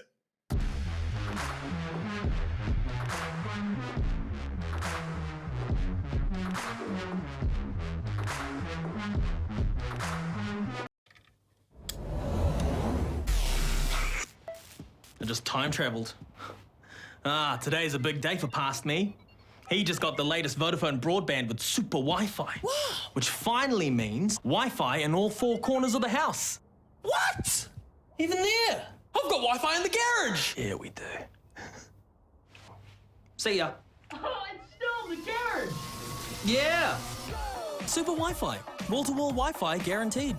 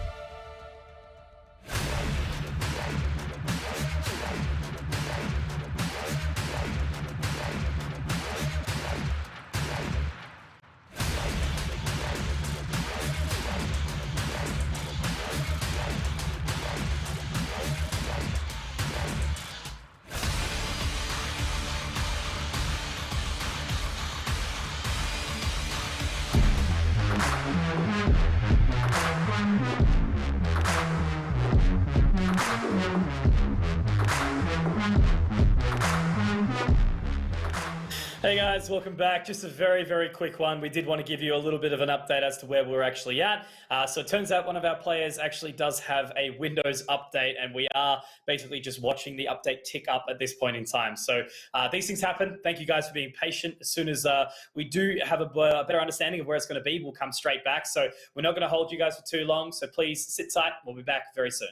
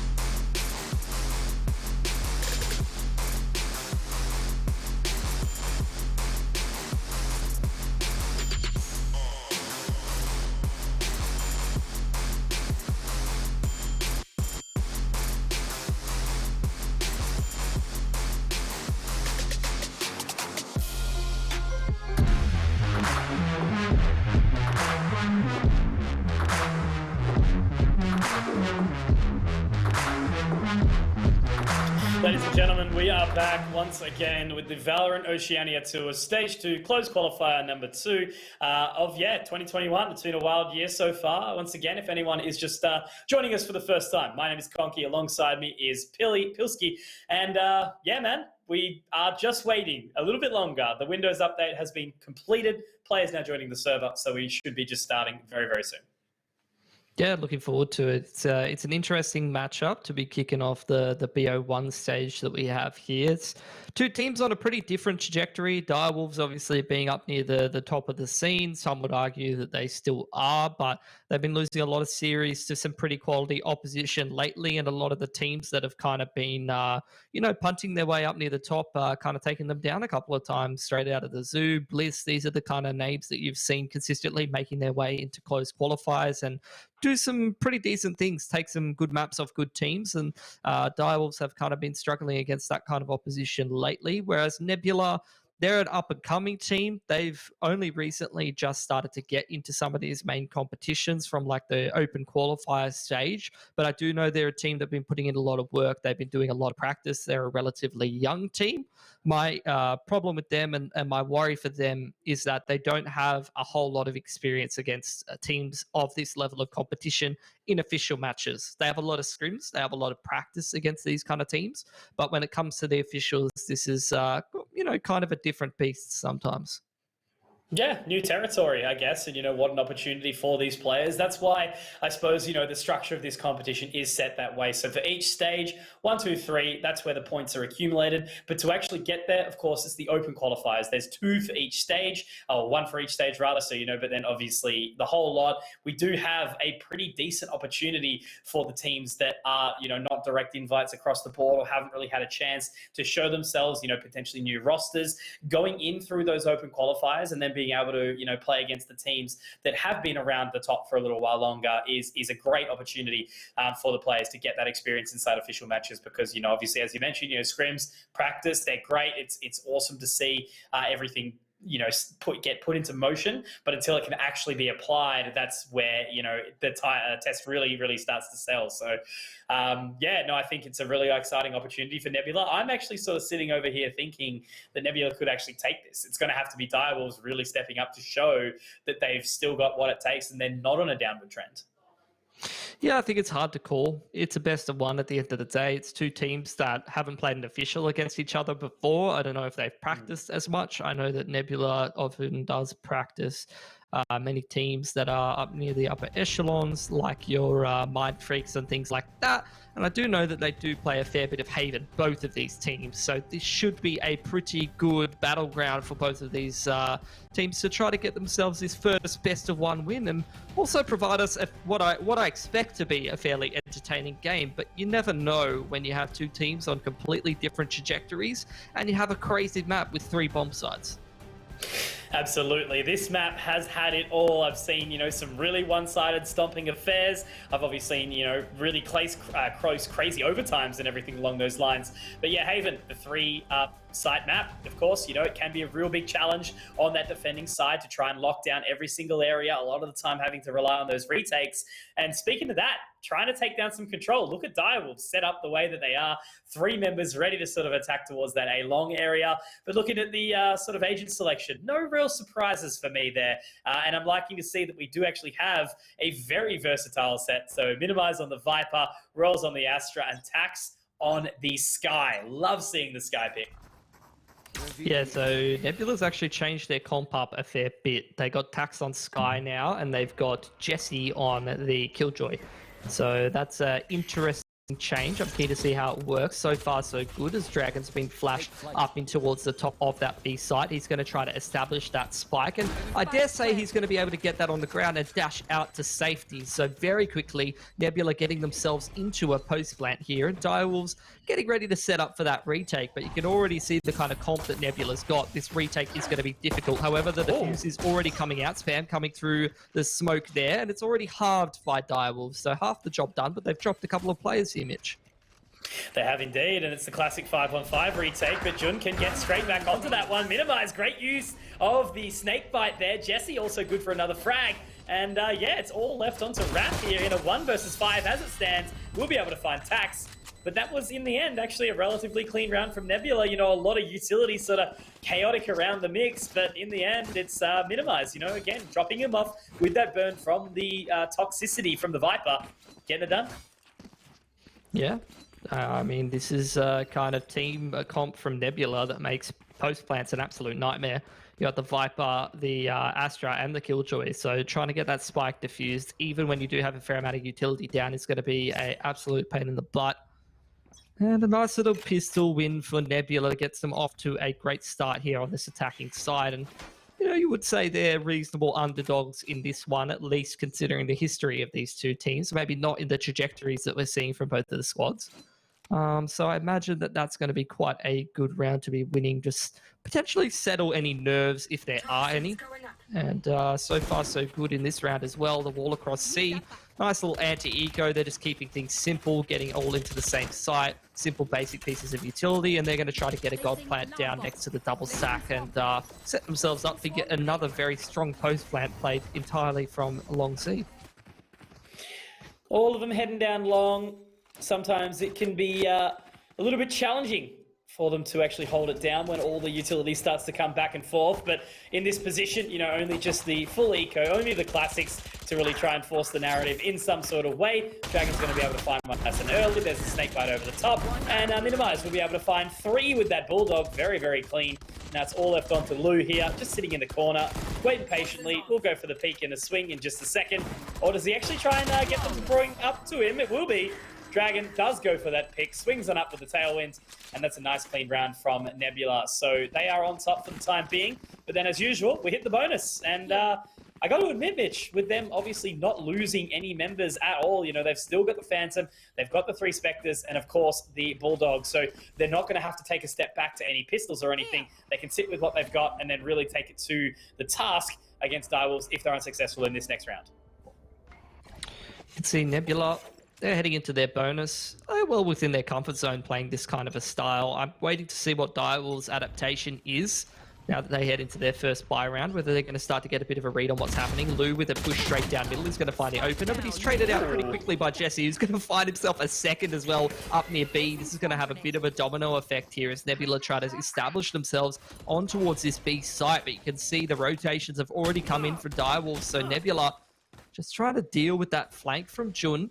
Well aware that they've lost a fair amount of map control, are going to make the rational decision of just slowing things down. You got 1:20 on the clock. You got the man advantage. You're able to set the tempo, be able to make sure you can 100% this round rather than just try to force things a little bit awkwardly. So they're going to now just use that sky to gather a little bit of information, just suss out the map control, and hopefully they can find the right site here, Mitch.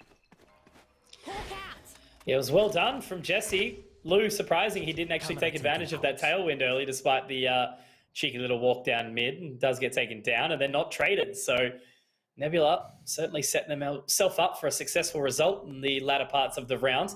And that's the thing, a map like this, so broad, so much to cover, that they do have to sort of set up and only leave one at a site. It's going to be missed who does whiff the early shot. Pain does start to pick up and rotate over towards this situation. Poison Cloud is down, which does mean they can drop out and sort of sit back towards mid now. So a 4 versus 2. Oh, this is a sweaty lineup. You love to see it. Actually, not that sweaty. Kind of clean. It's just using the top of the roof. Cheeky little angle. And not even needing to use it. Tax. Going to find Pain. Going to find Jun. So this is cool to see. As you mentioned, Mitch, you know, they've changed up their roster style a little bit. Their agent pool is a bit more broad and different players obviously picking up different agents. But it looks like they know exactly what they're doing as they're going into this.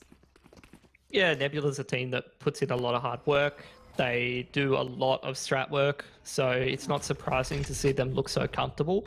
I've kind of had the fortune of watching how they've changed up this strategy over time and changed up their agent pool, and I'm liking this edition of the Nebula Haven lineup. It's looking pretty clean so far. We'll see if that continues further on. I'm liking the anti-eco from these guys, just taking their time, using the sky to gather info, sitting back, again, just trying to hit the site with less risk in theory, with a lot of long-range angles as opposed to these cheeky little corners that you see over towards the A sewers or something of that nature. Good opening pick from Jun. at least able to find one, but then traded out by Rules. Avenging Dragon's death there, swapping the gun out of the map as well. But happy to swap over. Oh, did he actually just potentially? Anyway, that's okay. Still only the pistols that they just have to face up against for the time being. 4 versus 4. But once again, you know, Nebula, they're very happy to take the time game. Yeah, and I think he definitely took that away from his friend. Yep. Liking what we're seeing from Nebula here, though. Again, just slowing things down. You can see the effect that has on the rotations from Direwolves. They're running all around the map. They're trying to stack sites. They're trying to work out what's going on. But realistically, they have very little info, and Nebula are just happy to walk hand in hand up onto this site. And this is exactly how you want to anti-eco. This is very CS-esque. You just, you know, take your time, punish any additional peaks from the opponent, essentially give themselves enough room to hang themselves. But at the end of the day, oh, this is a bit rough from Royals. Almost doesn't make it out of the site, but barely does. And again, with this God plant, it's going to force Direwolves to take the duels with the players set up in C-Long here, Mitch. Now it's just going to be the old classic line 'em up. Blue does manage to get in. Missed good with the trade, but Royals 1, 2, 3, 4. Nice and easy. Lines them all up inside the cubby of C-Long, and not really having to actually blow up any of those stars either from the Astra over towards the defuse. So Nebula have gotten away pretty unscathed here. Only 4 frags to come out across the board from the Direwolves yet, but now we see the comfort pick start to come in. It's going to be Lou picking up the operator, and of course everyone else with their full utility, full shield.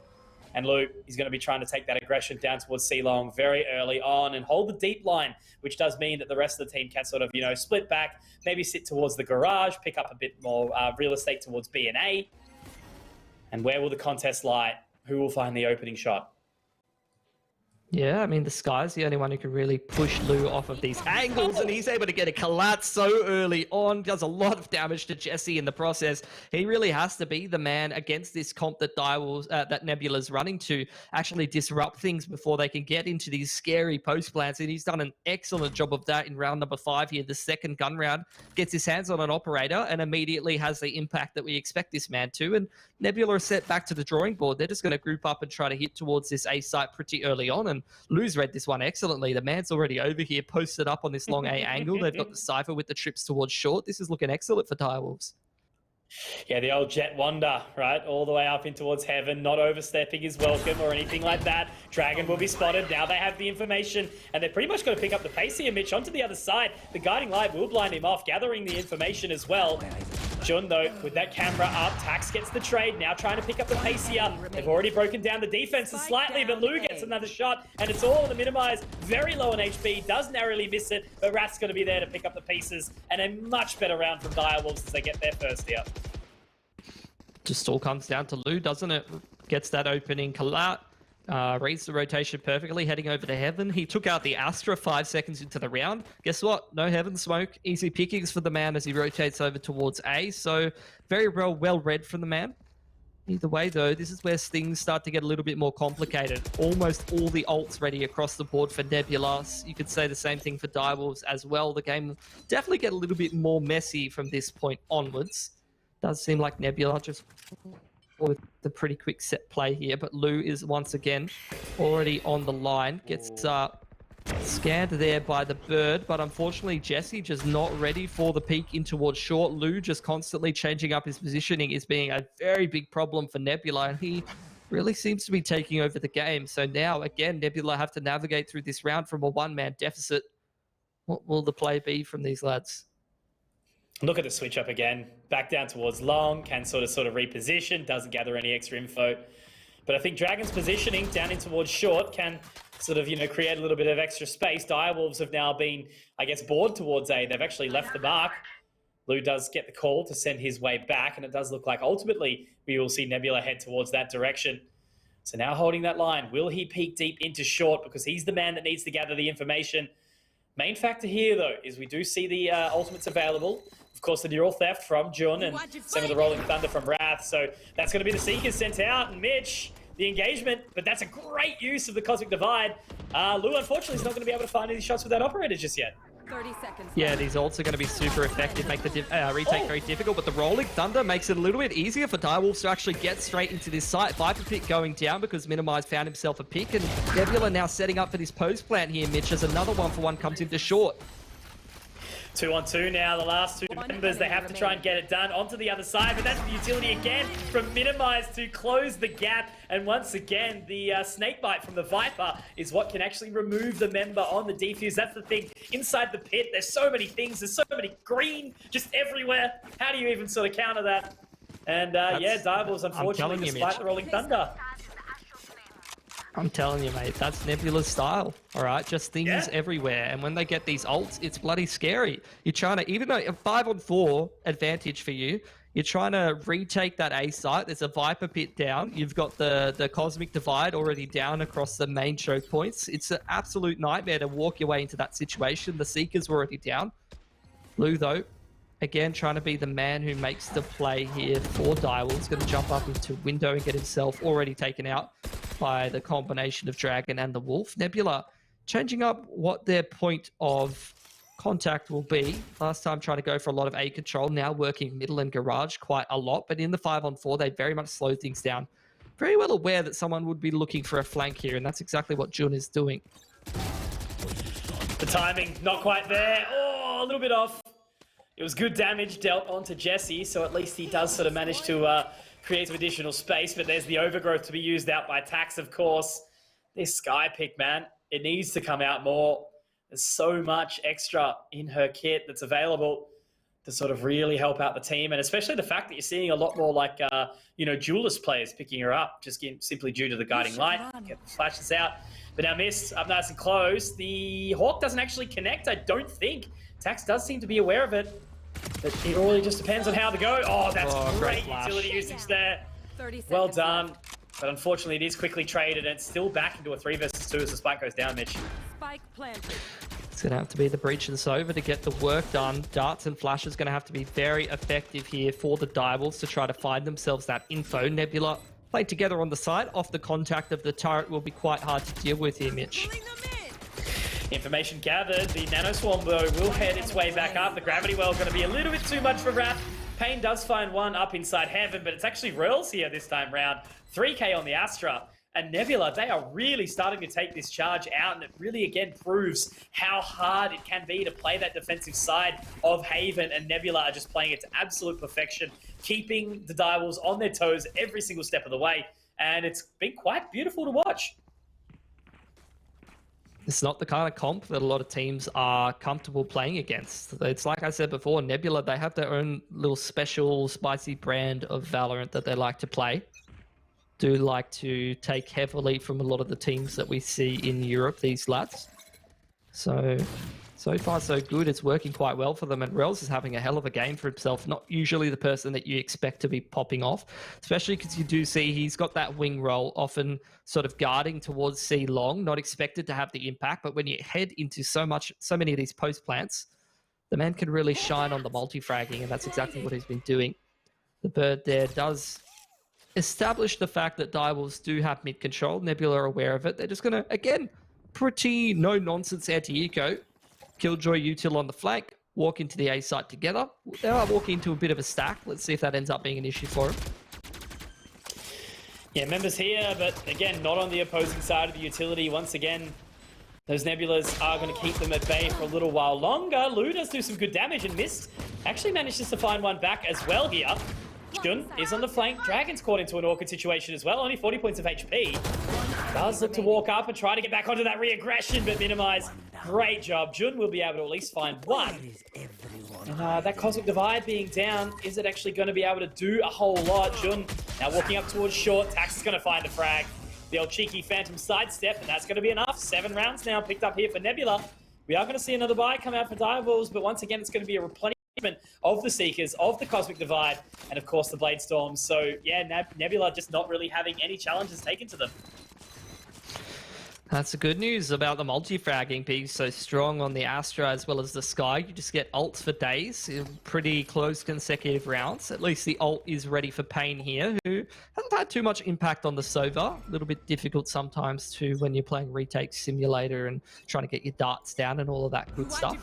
Rels does seem like right off the rip, he just drops his Cosmic Divide straight across that B site, and they're just going to try to get the spike down right here. Nebula, in the meanwhile, you do see Lou has pushed all the way through C and got himself quite a bit of information, but they're playing from a post plant right off the bat, and unfortunately the Hunter's Fury doesn't find too much except for a couple of tags, but Nebula, still with 5 players surviving here, are going to head into this post plant and see if they can hold it. They actually spot out Minimize. Jun should have been able to gather that information on towards the flank, and he does manage to at least get one here. Dragon on the other side of the boxes. All of a sudden, this is becoming a bit more of a winnable round, but they are playing so passive. They still will be able to rely on a little bit of that utility from Minimize, but he does have to get his way back into the window now. Onto the other side, Tax does drop Pain in the process, but Mist, he's on that defuse so far, Mitch, and trying to tap on towards it. Tax can't quite get there quick enough. And despite finding 3, Mist will be able to close the round, and that is an excellently played round for Mist. Direwolves back on the board, but still a lot of work that they still need to do. Nebula have already won out this half. Yeah, and I'd say that, you know, although Direwolves pick up that round, it's not a convincing one. You can see the effects of that on their economy. They go down to 4 sets of light armor, only retain that operator. So if they lose this round, they're going to be economically reset. And Nebula, they're going to be cruising away with already quite a strong economy for themselves. Now Dragon getting onto his own operator could potentially try to punish some of these aggressive peaks and info gathering from Direwolves. See if that does end up being a factor. At the moment, the Jets just going towards different sides of the map. And yet again, Lou is finding a fairly easy opening frag for himself towards that C-Long. And again, has been the main success factor for Direwolves in terms of impact. The buddy system using that flashpoint to get him out of there as well, and he does pick up another once more. You know, as you mentioned, the rotates, he's so quick to do it. Now we do see Jesse trying to walk on in, but Mist is watching the location. Nothing coming through that Nebula this time round, and all of a sudden it's a very early 5-on-2. The main factor is Lou very low, of course does have the Blaze Storm available, but so does Dragon if he does choose to use it. Tax has to create a lot of ground, so it's up to, you know, the 2 sort of sharper players of this roster to see what they can find. This is a good start for Direwolves, but they badly need a clean round here for their economy. Hopefully they don't lose too many more players, as they have started off this round fantastically. Off the back of the operator, as well as punishing some pretty miscellaneous peaks from Nebula, who are no doubt feeling pretty confident now they're up 7-2, but we do know that those kind of score lines can very quickly turn around. A bit of a whiffed shot from Dragon is probably not what he was looking for, and the spike is here. You see the flank coming from Jun, but that's punished nicely. Ooh. So one of the rifles dropped over here. Nebula very much in save formation, I guess I would call it. And they're getting pretty good value at the moment, just taking guns off of Direwolves. And Direwolves, well aware that they can't afford to throw those guns away, are just going to sit back. So just ticking the time. I suppose Jun didn't really need to go down there, but I guess he gathers the information. And really just, yeah, done from there. All the way back into it. They will kick forward. So another opportunity, I guess, for Direwolves to really start to close this gap. I'm wondering if, you know, potentially the changing pace for them will be when they swip over to that offensive side. But I do feel like, you know, just given the way that Nebula have been playing, they're, you know, they're probably going to have an answer. I'm keen to see how their structure is actually going to be on that next half. Well, that's why I was saying this comp is very, very good at retakes, and they have quite good structured retakes. So that's what I'm expecting from them. Nice start, gets a fair amount of info, but this time Dragon able to punish Lou, able to win that jet operator duel. And Nebula, you would say they've been at a pretty good advantage there, but they've thrown it in the bin with a double push up B, and meanwhile Wrath is just pushing Minimize into a corner towards short B. This has gone horribly wrong from Nebula. Dragon trying to dig them out of this terrible situation as Rels gets that spike down, Mitch. Pick it on up. Bit of a broken leg, but Rels at least closing the gap once more, does get the information, spotted off the back of the owl drone. Now that recon bolt will be able to go over towards the other side. That gathers the information onto Dragon here. But Jun walking on up, tries to jump into that astral form, but he will be punished for it. Pain to find it. And Direwolves, they are on a little bit of a streak here now. 4 rounds consecutive. And that gives them the firm opportunity to be certainly a contest inside this game right now. 4 rounds, Mitch. Yeah, this is worrying for Nebula. I do know that they are a team that's liable to throw a potential lead in the bin from time to time. I've seen it a couple of times from these lads, and I definitely wouldn't want to be seeing them let Direwolves have too much room to work with, because this is a team with a lot of experience. They know how to win a game from a deficit. They know how to turn things around, and once they get rolling, it's going to be scary territory, because at the moment, most of the time, the main man who's putting up the contest is Lou. If the rest of the boys get rolling as well, things will get 10 times harder. Speaking of the man himself, this time, taking the opening pick towards Garage, only gets the Killjoy turret. So better than losing a player early, like we've seen a couple of times from Nebula here in the earlier parts of this round. And Nebula, in the meanwhile, going to make their way over towards this A side of the map. It is only Jun here on that Cypher. Info being gathered by the Sky, and Nebula have taken a long. Don't want to push their luck too much. I'm going to start to group back towards that C side of the map. The Viper Wall's already up towards C. They've already got that established there, and the only man who's there to contest at the moment is Payne on the Sova. He's in the back of the site. But obviously Lou is in the area as well and has heard that dog, so definitely don't want to be losing picks on the way into the site to that Jet operator who's been hitting pretty consistently for Direwolves. So the guiding light sends its way up. We'll gather some information, and now the gravity well is going to force Payne off of his mark slightly, but does gather some good info. Jun a little bit, Lou there does miss off the shot, but Payne picks up 1, 2, 3. Beautiful stuff here coming out from Payne, locking it down from the back of the site with that 3K. Can he find any more? It's not going to quite be needed at this point in time. Dragon with the operator will at least be able to drop one more, but inside. Oh, okay, he does manage to get the slight miss, but it's going to be Payne picking up with 4, and the Sova is the one to deny the final round from Nebula in the half, picking up 5 for the Direwolves. This game is starting to turn on its head, Mitch.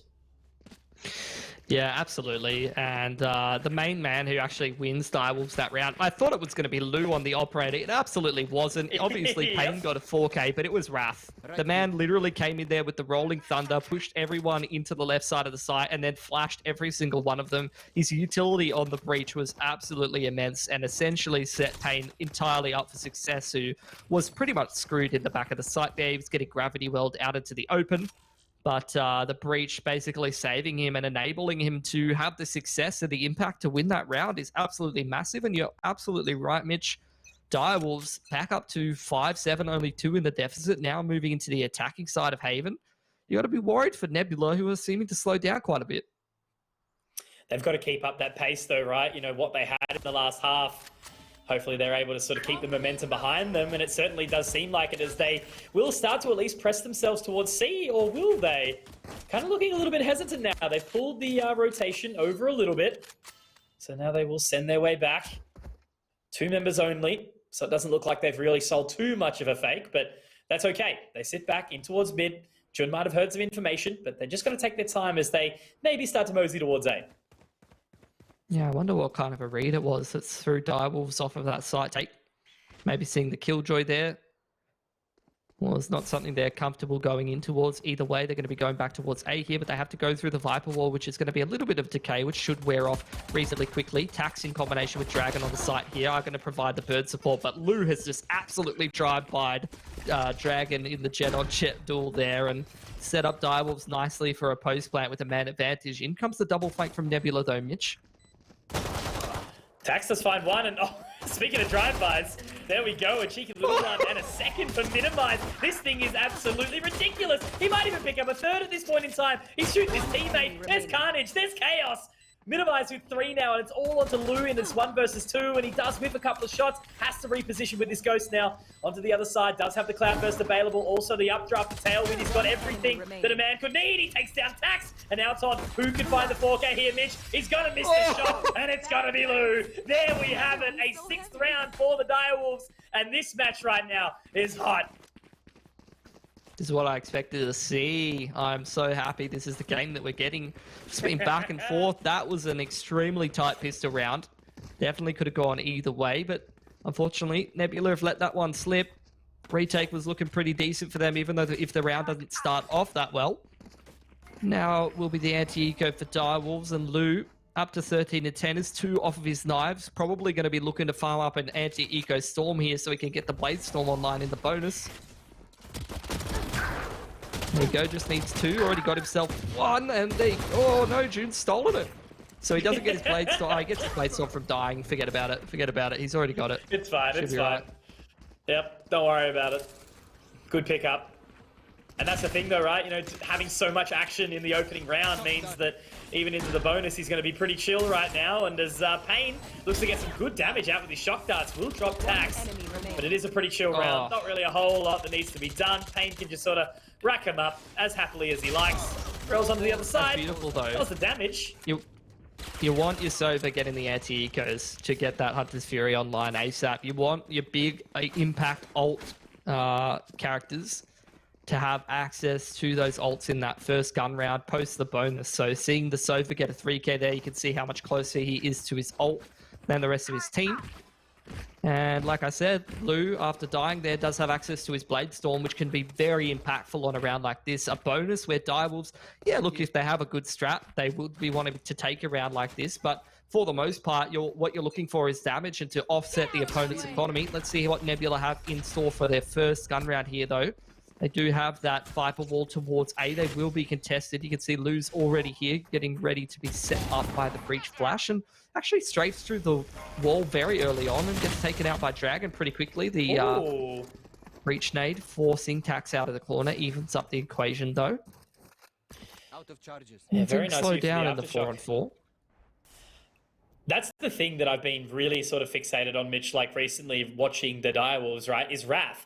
And it's just how good Breach's kit is. You know, it's so supportive. You never really see him sort of on top of the scoreboard because obviously he's sitting at the back. He's having to throw off those flashes, get the fault line down, sort of try and, you know, cause a bit of a ruckus and allow his teammates to get into the site. He's there with Lou, playing that buddy system. So it's been really nice to watch. So 4v4, bit of a stalemate now, 45 seconds to make something happen. Initial contact towards the A side of the map has been forfeited by Direwolves, so go back towards Garage. Dragon's taking that control of the map, so he's going to get that flank push already started. In the meanwhile, Direwolves commence this split to C through Garage, and so far not so good as they've lost 2 picks to Jesse, who's holding really strong in the back of the site. Spike's on the ground now. Still looking to find it though. Mist has actually done really well. It's all in a minimize in the 1 versus 2. And he does manage to at least keep that spray transfer on lock, and minimize does collect. So they hold on a little while longer despite the scoreline tying up. Nebula do manage to win out the bonus against the Direwolves, but that's where it happens, right? Sure, they've won that against that weaker buy. Now we see the Direwolves reinvest. They're going to be fully comfortable here. Lou's going to go for the Vandal instead of the Operator. We know how good he is with all the sort of elements of the game that comes under a jet player, I guess you could say. So, yeah, an opportunity for Direwolves to slot back, break that economy once more in Nebula, and keep on pushing forward. It could really go either way. Viper's immediately going down towards C, and the Viper wall being ready towards the A side of the map. So big impact from Minimize. Even if he doesn't get a single kill this round, he's already had a pretty big impact on the way that it turns out. Again, trying to contest this A long area from Direwolves, trying to push their way through the wall, and the gravity well causing some problems for them. But they do get the control without losing a player. So I'd say Direwolves are going to be pretty happy with the way that this round started. They've created a lot of pressure, and in the meanwhile, you can see Jun, he's lurked up towards top B. Exactly what you want to be seeing on an attacking side like this from Direwolves. Just creating space in different parts of the map by applying pressure elsewhere. And now they're going to try to take advantage of that space created. 3-man rotation towards that A site for Nebula. And they might be a little bit behind the 8 ball here as Jesse plays retake on B. Grills has joined him though. So seeing if there's some kills that can be spammed through the smoke here by Nebula, or whether the post plant will be getting kicked off pretty quickly here. Oh, little unlucky. Didn't even get the spike planted down there, and now Reels is entering back in, looking to try and sort of find some extra picks and bits and pieces. And on the other side of that poison cloud, it's going to really start to make it awkward. Unfortunately, Direwolves, despite having, I suppose, sort of, you know, some momentum behind them, this is so clean from Nebula. They've locked them out completely. Not a single frag will be found. Dragon with 3 nice ones. And Nebula, they are straight back into this. Only the pistol and the second round to be lost so far in this half. The gun rounds are theirs. Direwolves are going to be onto an eco. And this is where potentially the pacing might start to sort of set down. And the game that Direwolves were sort of dragging back might get away from them a little bit. Yeah, I think that was essentially a case from Direwolves of the right call on the wrong timing. You know, they had the window that they created by applying pressure towards A. They did an excellent job doing so, and going to B definitely was the right call, but unfortunately they waited for an, pardon me, an extra second, 10 seconds too long, I would say, and some more rotations got in position, got a little unlucky, not getting the spike down and getting spammed through the smoke several times, but that's Valorant at this point in time. You know, you've got so many characters that create smokes and things like that. Things can be difficult. In the meanwhile, though, very, very quick one in towards this A side of the map. Minimize trying to hold on for his life. Real's getting taken out in the back of the side here.